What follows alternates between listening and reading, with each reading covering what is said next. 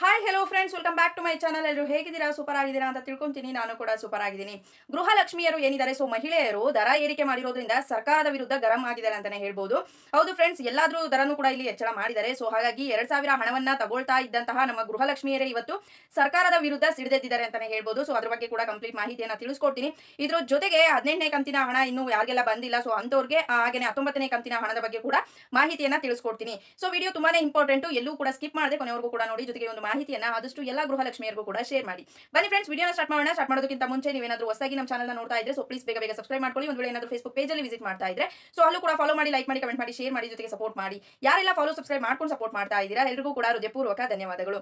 S friends, ಇಲ್ಲಿ ಮೊದಲನೇದಾಗಿ ನಿಮಗೆ 18ನೇ ಕಂತಿನ ಹಣ ಯಾರಿಗೆ ಬಂದಿಲ್ಲ, ಸೊ ಅಂತವ್ರಿಗೆ ಮಾಹಿತಿಯನ್ನ ನೀಡೋದಾದ್ರೆ ಹಬ್ಬದ ದಿನ ಇಲ್ಲಿ ಹಣವನ್ನ ಬಿಡುಗಡೆ ಮಾಡಿದ್ದಾರೆ ಅಂತ ಅಂದ್ರೆ ಯುಗಾದಿ ಹಬ್ಬ, ರಂಜಾನ್ ಹಬ್ಬದ ದಿನ ಇಲ್ಲಿ ಹಣವನ್ನ ಬಿಡುಗಡೆ ಮಾಡಿರುವಂತದ್ದು. ಸೊ ಹಾಗಾಗಿ 18ನೇ ಕಂತಿನ ಹಣ ಯಾರಿಗಿನ್ನೂ ಕೂಡ ರಿಸೀವ್ ಮಾಡ್ಕೊಂಡಿಲ್ಲ, ಸೊ ಅಂತವ್ರಿಗೆ ಈ ಒಂದು ವೀಕ್ ಏನಿದೆ, ಈ ನೆಕ್ಸ್ಟ್ ವೀಕ್, ಸೊ ಈ ವೀಕ್ ಒಳಗಡೆ ಎಲ್ರಿಗೂ ಕೂಡ ಇಲ್ಲಿ ಕಂಪ್ಲೀಟ್ ಮಾಡ್ತೀವಿ ಅಂತ ಸರ್ಕಾರದ ಕಡೆಯಿಂದ ಮಾಹಿತಿಯನ್ನ ಕೊಟ್ಟಿದ್ದಾರೆ. ಆನಂತರ ಏನ್ ಮಾಡ್ತೀವಿ, 2ನೇ ವೀಕ್, ಸೊ 2ನೇ ವೀಕ್ ಆದ್ರೂ ಮಾಡಬಹುದು. ಇವಾಗ ಸದ್ಯಕ್ಕೆ 2ನೇ ವೀಕ್ ಅಲ್ಲಿ ಹಣವನ್ನ ಬಿಡುಗಡೆ ಮಾಡ್ತೀವಿ 19ನೇ ಕಂತು ಅಂತ ಹೇಳಿದ್ದಾರೆ. ಸೊ 18ನೇ ಕಂತು ಆಲ್ಮೋಸ್ಟ್ 60 to 70% ಮಹಿಳೆಯರಿಗೆ ತಲುಪಿದೆ. ಇನ್ನು ಉಳಿದಂತವ್ರಿಗೆ ಕಂಪ್ಲೀಟ್ ಆದ್ಮೇಲೆ ಇಲ್ಲಿ ಯಾವಾಗಿದ್ರು ಕೂಡ 19ನೇ ಕಂತಿನ ಹಣವನ್ನ ಬಿಡುಗಡೆ ಮಾಡೋದು ಸರ್ಕಾರ. ಸೆಕೆಂಡ್ ವೀಕ್ ಅಂತ ಹೇಳಿದ್ದಾರೆ. ಸೊ ಅದ್ರ ಜೊತೆಗೆ ಬಿಡುಗಡೆ ಮಾಡಿದ್ರು ಮಾಡಬಹುದು, ಅಥವಾ ಎಲ್ಲ ಕಂಪ್ಲೀಟ್ ಆಗ್ಲಿ ಅಂತ ವೇಟ್ ಮಾಡಿದ್ರು ಮಾಡಬಹುದು. ಸದ್ಯಕ್ಕೆ ಲಕ್ಷ್ಮೀ ಹೆಬ್ಬಾಳ್ಕರ್ ಅವರು 19ನೇ ಕಂತಿನ ಹಣವನ್ನ ನಾವು ಏಪ್ರಿಲ್ ತಿಂಗಳ ಒಂದು ಸೆಕೆಂಡ್ ವೀಕ್ ಅಲ್ಲಿ ಬಿಡುಗಡೆ ಮಾಡ್ತೀವಿ ಅಂತ ಹೇಳಿದ್ದಾರೆ. ಬಟ್ ಇಲ್ಲಿ ಯಾವ ದಿನಾಂಕ ಅಂತ ಅವರು ನಿಗದಿಯನ್ನ ಮಾಡಿಲ್ಲ ಅಂತಾನೆ ಹೇಳ್ಬೋದು. ಸೊ ಇವಾಗ 19ನೇ ಕಂತು 18ನೇ ಕಂತಿನ ಮಾಹಿತಿ ಕ್ಲಿಯರ್ ಆಯ್ತು. ಇವಾಗ ನಮ್ಮ ಗೃಹಲಕ್ಷ್ಮಿಯರು ದರ ಹೆಚ್ಚಳ ಮಾಡಿರೋ ಕಾರಣಕ್ಕಾಗಿ ಸರ್ಕಾರದ ವಿರುದ್ಧ ಗರಂ ಆಗಿದ್ದಾರೆ ಅಂತಾನೆ ಹೇಳ್ಬೋದು. ಹೌದು ಫ್ರೆಂಡ್ಸ್, ಇವಾಗ ಬೆಂಗಳೂರು ಜನತೆ ನೋಡಿರ್ತೀರಾ, ಮನೆಯಲ್ಲಿ ಊರುಗಳಲ್ಲಿ ಏನಾಗುತ್ತೆ ಅಂತ ಅಂದ್ರೆ ಕಷ್ಟಪಟ್ಟು ಇವಾಗ ಮಳೆ ಬರೋದಿಲ್ಲ ಸರಿಯಾದ ಟೈಮಿಗೆ. ಸೊ ರೈತರು ಏನ್ ಮಾಡ್ತಾರೆ, ಹೊಟ್ಟೆಪಾಡಿಗೋಸ್ಕರ ಬೆಂಗಳೂರನ್ನ ಹೋಗಿ ಸೇರ್ಕೊಳ್ತಾರೆ. ಅಲ್ಲೋದ್ರೂ ಕೂಡ 10,000 12,000 ತೆಗೆದುಕೊಳ್ತಾರೆ. ಅದರಲ್ಲಿ 5,000 ಬಾಡಿಗೆ ಕಟ್ಟಿದ್ರು ಕೂಡ ಇನ್ನ ಮಕ್ಕಳು ಓದ ಖರ್ಚಾಗಿರ್ಬೋದು, current bill, water bill, so ration bill, so ಈ ರೀತಿಯಾಗಿ ಇನ್ನ ಉಳ್ಕೊಂಡಿರುವಂತಹ 5,000-6,000 ರೂಪಾಯಿ ಯಾವ ಕಡೆ ಆಗುತ್ತೆ ಅಲ್ವಾ. ಇದ್ರ ಜೊತೆಗೆ ಇವಾಗ ನಮ್ಮ ಸರ್ಕಾರ ಏನ್ ಮಾಡಿದೆ, ಹಾಲಿನ ದರ, ಮೊಸರು ದರ, ಕರೆಂಟ್ ಬಿಲ್ ದರ, ಸೊ ಪ್ರತಿಯೊಂದನ್ನು ಕೂಡ ಇಲ್ಲಿ ದರವನ್ನ ಹೆಚ್ಚಳ ಮಾಡಿದೆ. ಸೊ ಹಾಗಾಗಿ ನಮ್ಮ ಮಹಿಳೆಯರು ಏನ್ ಹೇಳ್ತಾ ಇದ್ದಾರೆ, ಶಕ್ತಿ ಯೋಜನೆ ಮುಖಾಂತರ ಏನ್ ಮಾಡಿದ್ರು, ಉಚಿತ ಬಸ್ ಪ್ರಯಾಣವನ್ನ ಕೊಟ್ಟರು. ಆನಂತರ ಇವಾಗ ನಮ್ಮ ಹತ್ರ ನಮಗೆ ಫ್ರೀ ಮಾಡ್ಬಿಟ್ಟು ಪುರುಷರ ಹತ್ರ ಏನ್ ಮಾಡ್ತಾ ಇದ್ದಾರೆ, 1 to ಡಬಲ್ ತಗೊಳ್ತಾ ಇದ್ದಾರೆ. ಯಾಕೆಂತಂದ್ರೆ ಇಲ್ಲಿ ಬಸ್ ಚಾರ್ಜ್ ದರವನ್ನು ಕೂಡ ಹೆಚ್ಚಳ ಮಾಡಿದ್ರು. ಸೊ ಪುರುಷರಿಗೂ ಕೂಡ ಅಲ್ಲಿ ಹೊಡ್ತಾ ಬಿಟ್ಟು, ಸೊ ಮಹಿಳೆಯರಿಗೆ ಫ್ರೀ ಅಂತ ಅಂತಾರೆ, ಈ ಕಡೆ ಪುರುಷರ ಹತ್ರ ಕಲೆಕ್ಷನ್ ಮಾಡ್ಕೊಳ್ತಾ ಇದ್ದಾರೆ. ಸೊ ಹಾಗಾಗಿ ಇವ್ರನ್ನ ಕೊಡುವಂತ ಕೇಳಿದವ್ರು ಯಾರು, ಕೊಟ್ರೆ ಒಂದು ಗ್ಯಾರಂಟಿಗಳನ್ನ 2,000 ರೂಪಾಯಿ ಹಣವನ್ನ ಕೊಡ್ತಿದ್ದಾರೆ.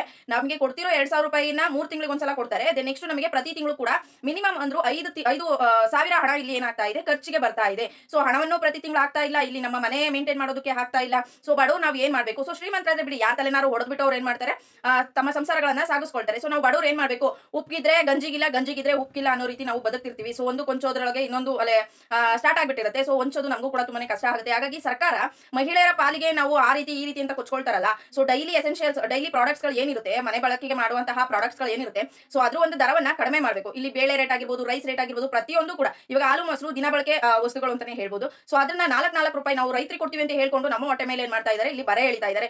ಈಗ ಫಾರ್ ಎಕ್ಸಾಂಪಲ್ ನಮ್ಮ ಮನೆಯಲ್ಲಿ ನಾನು ಟೌನ್ ಅಲ್ಲಿ ಇದೀನಿ ಅಂತ ಅನ್ಕೊಂಡ್ರೆ ನಾನು 4 ರೂಪಾಯಿ ಅಲ್ಲಿ ಕೊಡ್ತಿರ್ತೀನಿ ಅಂತಂದ್ರೆ ಹಾಲು ಪರ್ಚೇಸ್ ಮಾಡೋದಾಗಿರ್ಬೋದು, ಮೊಸರು ಪರ್ಚೇಸ್ ಮಾಡೋದಾಗಿರ್ಬೋದು. ಸೊ ಅಲ್ಲಿ ನಾನು ಪರ್ಚೇಸ್ ಮಾಡ್ತೀನಿ. ನನ್ನ ತವ್ರ ಮನೆ ಅಂತ ಅಂದ್ರೆ ಹಳ್ಳಿಯಲ್ಲಿ ಇರುವಂತವ್ರು ಏನ್ ಮಾಡ್ತಾರೆ, ಅವರಿಗೆ ಕೊಡ್ತೀವಿ ಅಂತ ಹೇಳ್ತಿದ್ದಾರೆ. ಸೊ ಇಲ್ಲೇ ನೀವು ಅರ್ಥ ಮಾಡ್ಕೊಳ್ಳಿ, ನಾನಲ್ಲಿ 4 ರೂಪಾಯಿ ಕೊಡ್ತಿರ್ತೀನಿ, ಆ 4 ರೂಪಾಯಿನ ತೆಗೆದುಕೊಂಡು ಹೋಗಿ ನಮ್ಮ ಮನೆಗೆ ಕೊಡ್ತಾರೆ. ಸೊ ಇವ್ರು ಮಾಡುವಂತದ್ದು ಏನು ಎಕ್ಸ್ಟ್ರಾ, ಸೊ ನಮ್ದನ್ನೇ ತಗೊಂಡು ಹೋಗಿ ಅವ್ರಿಗೆ ನಮ್ಮ ಮನೆಯವ್ರಿಗೆ ಕೊಟ್ಟಂಗೆ ಅಲ್ವಾ ಇವಾಗ ಅವ್ರು ಮಾಡ್ತಿರೋದು. ಸೊ ಅದ್ರ ಬದಲು ಏನ್ ಮಾಡಿ, ಯಾಕೆ ಪ್ರೈಸ್ ಮಾಡಬೇಕಾಗಿತ್ತು, ಸೊ ಅದನ್ನ ಕಡಿಮೆ ಮಾಡಬೇಕಾಗಿತ್ತು. ಇವಾಗ ಏನ್ ಮಾಡ್ತಾರೆ ಅಂತ ಅಂದ್ರೆ 1 ಲೀಟರ್ ಹಾಲು ತಗೊಂಡ್ರೆ ಅದರಲ್ಲಿ 100 ml 50 ml ಏನ್ ಮಾಡ್ತಾರೆ, ಕಡಿಮೆ ಹಾಕ್ಬಿಡ್ತಾರೆ. ಸೊ ಇಲ್ಲಿ ಯಾರಿಗೆ ಇಲ್ಲಿ ಒಂದು ಬೆನಿಫಿಟ್ ಆಗುತ್ತೆ ಅಂತ ಸ್ವಲ್ಪ ಜನರು ಥಿಂಕ್ ಮಾಡಬೇಕಾಗುತ್ತೆ. ಸೊ ಈ ರೀತಿ ಮಹಿಳೆಯರು ಕಂಪ್ಲೇಂಟ್ ಅನ್ನ ಮಾಡ್ತಾ ಇದ್ದಾರೆ. ಸೊ ಸರ್ಕಾರ ಏನ್ ಮಾಡಬೇಕು, ಹಣವನ್ನ ಯಾವುದೇ ಒಂದು ಪ್ರಾಡಕ್ಟ್ ಹಣ ಆದ್ರೂ ಕೂಡ ಇಲ್ಲಿ ಸ್ವಲ್ಪ ಕಡಿಮೆ ಮಾಡ್ಕೊಂಡು ಜನಸಾಮಾನ್ಯರಿಗೆ ಹೆಲ್ಪ್ ಮಾಡಬೇಕು. ಸೊ ನಿಮ್ಗೆ ಏನ್ ಅನ್ಸುತ್ತೆ ಅನ್ನೋದನ್ನ ಕಮೆಂಟ್ ಸೆಕ್ಷನ್ ಮೂಲಕ ತಿಳಿಸಿ. ಈ ಒಂದು ವಿಡಿಯೋ ಇಷ್ಟ ಆಗಿದೆ ಅಂತ ತಿಳ್ಕೊಂಡು ಇಷ್ಟ ಆಗಿದೆ ಲೈಕ್ ಮಾಡಿ, ಕಮೆಂಟ್ ಮಾಡಿ, ಶೇರ್ ಮಾಡಿ. ಯಾರೆಲ್ಲ ಇನ್ನೂ ಕೂಡ ಫಾಲೋ ಸಬ್ಸ್ಕ್ರೈಬ್ ಮಾಡ್ಕೊಂಡಿಲ್ಲ ಸೊ ಪ್ಲೀಸ್ ಬೇಗ ಬೇಗ ಮಾಡ್ಕೊಳ್ಳಿ. Thank you friends, bye by.